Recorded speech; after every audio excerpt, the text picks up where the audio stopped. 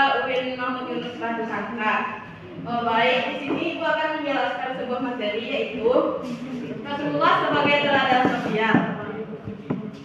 Lanjut.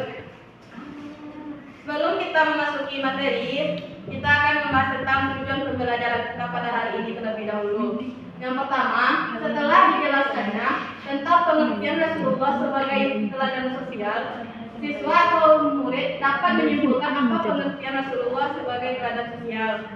Yang kedua, setelah dijelaskan tentang sifat Rasulullah yang sebaiknya kita teladani, siswa dapat menerapkan dalam kehidupan sehari-harinya. Yang ketiga, setelah dijelaskan tentang alasan kita perlu meneladani sifat Rasulullah, siswa dapat mengetahui pentingnya meneladani Rasulullah. Dan yang terakhir yaitu setelah dijelaskan tentang cara meneladani sifat Rasulullah, siswa dapat menerapkannya. Apakah anak-anak ibu mau menerapkan semua itu? Mau. Lanjut. Baik, kita akan memasuki materinya yaitu materi yang pertama yaitu pengertian Rasulullah sebagai teladan sosial. Pengertiannya ya uswatun hasanah artinya teladan yang baik. Gelar ini disematkan kepada Nabi Muhammad SAW sebagai laki-laki pilihan Allah Subhanahu Wa Taala yang diutus untuk menyampaikan ajaran agama Islam. Uswatun hasanah artinya Rasulullah SAW merupakan teladan yang baik untuk seluruh umat Islam. Uswatun hasanah artinya segala sifat yang dimiliki oleh Nabi Muhammad SAW patut ditiru oleh umat Islam. Rasulullah sebagai utusan Allah memiliki budi pekerti yang sangat mulia serta sikap terpuji. Uswatun hasanah artinya adalah suri tauladan yang baik bagi manusia. Itulah yang pengertian Rasulullah sebagai teladan sosial.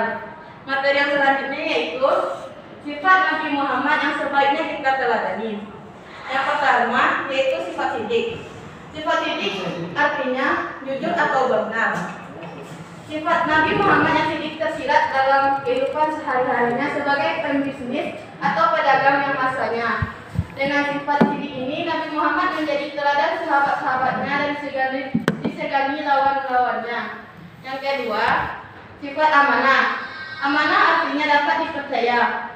Nabi Muhammad memiliki julukan sebagai Al-Amin yang artinya dapat dipercaya. Sifat yang ketiga yaitu tabligh. Sifat tabligh artinya menyampaikan. Sifat tabligh dalam diri Nabi Muhammad tercermin dalam bagaimana Nabi Muhammad menyampaikan wahyu dari Allah Subhanahu Wa Taala kepada sahabat dan umatnya. Yang kemudian itu menjadi pelajaran penting bagi umat Islam di dunia sampai sekarang. Yang terakhir sifat fatonah yang artinya cerdas. Nabi Muhammad memiliki sifat fatonah, maksudnya ialah seseorang yang dapat menggunakan kecerdasannya. Nabi Muhammad memaksimalkan kemampuan intelektualnya untuk melakukan dakwah dan berdagang. Materi yang selanjutnya yaitu alasan kita perlu meneladani Rasulullah. Menurut Dr. Saroni, paling tidak ada 6 alasan mengapa kaum muslimin perlu meneladani Rasulullah. Yang pertama, Rasulullah adalah manusia yang paling baik ibadahnya, bahkan sampai bengkak hatinya. Yang kedua, Rasulullah adalah orang yang paling bertakwa di antara orang-orang bertakwa. Yang ketiga, Rasulullah adalah manusia yang paling mulia dan terpuji baik di langit maupun di bumi, di dunia dan di akhirat. Yang keempat, Rasulullah adalah manusia yang paling suci dan manusia yang diharapkan syafaatnya di hari kiamat kelak. Yang kelima, Rasulullah SAW adalah sebaik-baiknya makhluk Allah di muka bumi ini, baik akhlaknya maupun bentuknya. Yang keenam, Rasulullah adalah manusia yang sabar dalam menyampaikan dakwah. Ia tidak pernah dendam apalagi sakit hati. Dan materi yang terakhir yaitu cara meneladani sifat dan perilaku Rasulullah. Yang pertama, menjadi pribadi yang jujur baik itu di hati, lisan juga perbuatan. Yang kedua, berusaha menjadi pribadi yang amanah, bertanggung jawab sehingga bisa dipercaya. Yang ketiga, menjadi pribadi yang senantiasa sabar menerima ujian. Yang keempat, senantiasa berusaha menjadi pribadi yang cerdas dan kritis. Yang kelima, menjadi pribadi yang lembut hatinya, namun tegas dalam hal yang hak dan batil. Sekian materi dari Ibu. Apakah ada yang ingin bertanya? Tidak, Bu.